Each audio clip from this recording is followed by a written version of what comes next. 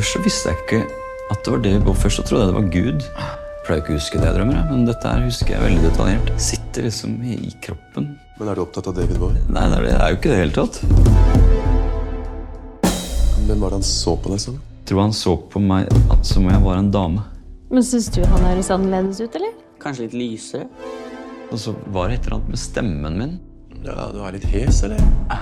Så gå ut på gata, da. Nei, så tenker jeg litt på det, og så går jeg inn igjen. Og så hadde du sex med han? Ja. Hvordan var det? Var det ikke rart? Nei, det var deilig, altså. Det er sånn overveldende godt, det må jeg si det. Jeg merket jo det, og jeg var jo egentlig veldig opphisset. Han ville hatt sex med en mann. Ja, han er ikke homo, skjønner du. Hæ? Nei, han er ikke det. Nei, det er rart med det. Men det var liksom litt sånn sensasjonelt på en måte for meg, da. Holder du underbuksa på? Jeg har ikke noen andre å prate med om dette her enn deg, så. Og kona mi, selvfølgelig, da. Ja, du har ikke sagt det til henne? Jo, jeg fortalte det med en gang jeg kom hjem, ja.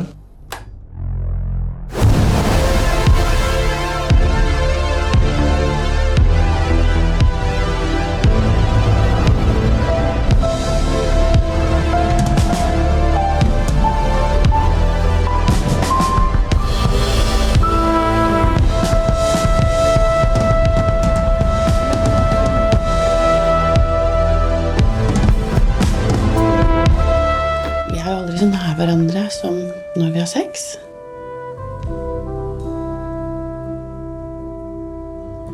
Ja, er du ikke enig? Hvorfor sier du ikke noe?